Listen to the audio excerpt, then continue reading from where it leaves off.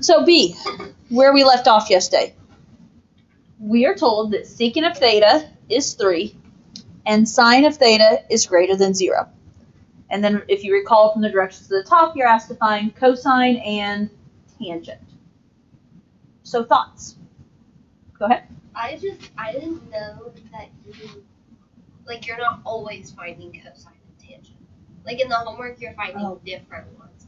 And then those ones are only the regular ones, I guess. And in the homework, you're finding the cosecant. Some of the reciprocals? Yeah. Okay. Yeah, so on this one, it specifically said cosine tangent at the top, and that was for A, B, and C. Mm-hmm. In homework, I do remember that it does vary some, so you do have to watch the directions there as to. And all of them, though, have the same idea in my brain that I have to figure out starting with what I know. Mm-hmm. And you're going to have to get that triangle figured out to then figure out where you're going next. Okay. So what do we know here? So secant is the opposite of cosine, so immediately you can do cosine is equal to 1/3. So that way you can figure out your opposites. Okay. Or your Okay. Are you guys with her? So if we know that secant is 3, well, 3 as a fraction is 3 over 1, yes? So if secant is 3 over 1, then the reciprocal function of secant is cosine, and that means cosine is 1 over 3. Okay? Our phrase, SOHCAHTOA, tells us that what? The adjacent side is 1. Okay. Adjacent over hypotenuse. So adjacent side is 1, hypotenuse is 3. Okay. What else? We know our cosine and our sine are positive. Okay. Quadrant 1. Okay. Why do we know that? Wait, how do we know it's quadrant 1? Couldn't it be? No. Oh wait, yeah, that's right. That's not what I'm asking. How do we know they're positive? Because it's arrows pointing towards So the side. it just means if the number that it equals is greater than 0. Correct? So the fact that it says sine greater than 0. Sine greater than 0, that's their code for saying that sine is going to be positive. Okay. It's going to be equal to some value that is positive. Okay, which means we have to be in a quadrant that allows sine to be positive. Now, secant, they tell us is 3, which means we know cosine is 1/3. But at that point, here's the deal. We know cosine is 1/3. What kind of 1/3? Positive 1/3. Okay, so this one's because it says greater than 0. This one's because it's just equal to a positive value. So that's positive. Where can cosine and sine both be positive? And that has to happen in quadrant 1, yes? Because otherwise, sine has a positive quadrant, cosine has a positive quadrant, tangent has a positive quadrant, but the only quadrant any of those overlap in is quadrant 1, yes? So, now, I don't know if you need the visual or not, but here's my visual. If I'm in quadrant 1, I'm setting up quadrant 1, and I'm going to draw this triangle. I'm going to go over, and I'm going to go up. And we're going to have a hypotenuse, right? Theta is always your angle at the origin. We have this triangle here. That's what I was trying to explain. Because it's always the one at the origin. Yeah. Your theta always is the angle at the origin on the x-axis. It's not the one on the y-axis. It's on the x-axis. Always. No exceptions. I hesitate to say that because I'm afraid I'm going to come up with an exception later, but no exceptions. Okay? Now, with this in mind, we know our adjacent and hypotenuse, yes? Mm-hmm. If we know our adjacent and hypotenuse, can you fill those in? So if here is theta, where's adjacent? At the bottom. That is my x value. Wait. No, it's 1, right? Yeah. Oh. Yep. Okay, I about to. Adjacent is 1, yes? Yeah, okay. Hey, there's a 3 in the problem. Mm-hmm. Okay, my apologies, but yes, thank you for catching me. Okay. Okay, adjacent is 1, and adjacent is that x value. Hypotenuse is 3, which is also our radius value, correct? What are we missing? Opposite. We're missing opposite. How can we find opposite? Okay, Pythagorean theorem. I tend to write it as x squared plus y squared equals r squared in this unit. 1 squared plus y squared equals 3 squared.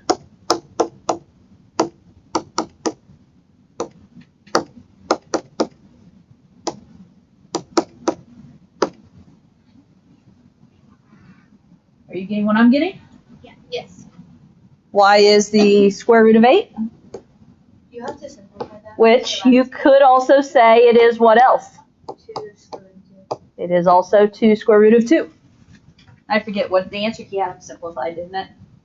I ended up simplifying them in my answer, so. Yeah, I don't think we have anything. Oh, you didn't have any, you had to, okay. So 8 is 4 times 2. 4 is a perfect square, right? So square root of 4 goes out front as 2. And keep in mind, my brain goes to SOHCAHTOA because that's what you know. But we also learned yesterday, you can also think that cosine is x over r, yes? And if you think x over r, there's another way to know that I have x and r. Connections, connections. Okay, so we have to find what? Cosine. Cosine and tangent. Bless you. Well, cosine we did way back at step 1. I wasn't even thinking about what our end goal was. I was just, we got to set this all up. So what do we know about cosine? 1/3. Cosine of theta is 1/3 because it was the reciprocal of secant. Did you have to do anything else for that? No, we could have given that answer right off the bat. Now tangent, you had to do a little more work, didn't you? What about tangent? 2 square root of 2 over 3. Okay. Opposite over hypotenuse. Over 1. Opposite over just adjacent. A lot. Tangent. Something a lot. Okay, so for tangent, we're trying to do opposite over adjacent, or the y over the x value, which was the square root of 8 over 1, or in other words, square root of 8, or in other words, 2 square root of 2. Whatever variation you use there. If we put square root of 8 over 1, would you count it wrong? Or like half credit? It's definitely not wrong. The only way it's going to get anything taken off is if I'm being nitpicky about reducing. But if I'm doing so bad on the test, then you won't be nitpicky about it. Usually I have kind of a decision at the beginning. Like, okay, this is because it's not well, okay, Emma's doing bad. I'm not going to take off for her, but, Katie's doing good. So, well, you forgot to simplify. You're going to get that. I can't grade it that way. It's, either everyone gets the benefit or no one gets the benefit. So, but.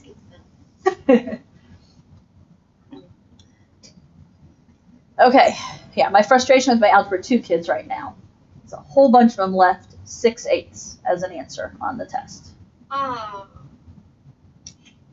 And so I've been wrestling with Like the test, the test they took yesterday. test. Yep, a bunch of them left 6/8 as an answer. Probably Paul. So, majority of them did. Now, and here's what, it was simplifying radicals, and most of the time we didn't get answers that then needed to be simplified, so I think I didn't think about that when I put this one on the test. I just picked a couple of radicals, put them on top of each other, and said simplify this fraction. I don't know, but I'm like, oh. So, okay, C. C changes things up because now we have to think undefined. Yeah. Okay. We never did that on the Oh, you didn't have that problem? Oh wait, not like this. No. Okay, so cotangent of theta is undefined, and secant of theta is negative. Any thoughts here?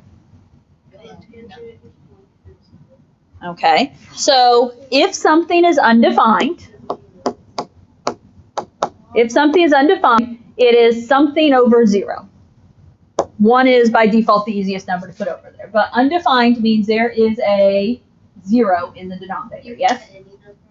Technically, yeah, you can put any number. That means tangent 0. Okay. Okay, so we can also then look at the fact of reciprocal. If cotangent is 1 over 0 and undefined, then tangent is 0 over 1, or in other words, 0. Yes, I'm there. Okay. Now, we know there's a 1 around. We know there's a 0 around. Or some, and technically, again, that 1 doesn't have to be a 1. What did we learn? What do we know about tangent or cotangent in terms of the triangle? Opposite over Okay. Opposite over adjacent. y over x. And y over x, yes? Now, because there's just 0 involved, I'm going to take us the route of y over x. So tangent is y over x. That means cotangent is x over y. Are you there with me? Now, and again, we have that, we threw that 1 in as a number. There's a 0 which takes rank, okay? What have we not talked about in this problem yet?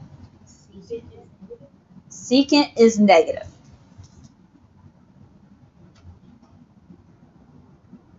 If secant is negative, what else is negative? Cosine is negative, yes? What is cosine represented as? X. X. So where am I going with this? X has to be negative. Okay. Okay, so because if secant theta is negative, not exactly sure how I best want to write this out, then that means that cosine theta is negative, right? So with that in mind, we also know that cosine, you can either say it's x, or you can say it's x over r. Either way, the r, the radius, is always positive, so what's that mean? X has to be negative. Okay? If x is negative, well, didn't we already talk about x here? I threw in a 1 because Autumn suggested 1. It's the easiest number to throw in. But I also said that at the point that, couldn't it technically be something else? It could be. So, with this in mind, think about where this is going to be. Where is this going to be on the graph?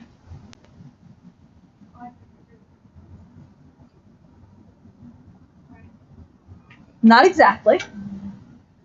There's a 0 involved. Where do zeros put the angles? On the quadrants. They're the quadrantal angles. So, are we at 0, 90, 180, or 270? Because what do we know? If x is negative 1 and y is 0, then this point over here is negative 1, 0. Are you with me? Oh, I think. Okay. And that's based on the fact that an ordered pair is xy, or an ordered pair is cosine sine. Obviously, there's different ways you can get there in between, right? Not everyone did exactly the path I took, but... Okay, so things I had to answer. Cosine theta and tangent theta. What's cosine theta? -1. What's tangent theta?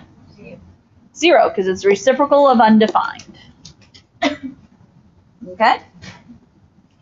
Those of you that like puzzles probably like those type of problems better, right? Disagree. I just finished a puzzle and there was an extra piece. Not exactly that type of puzzle, but I don't know. And we've done that puzzle before.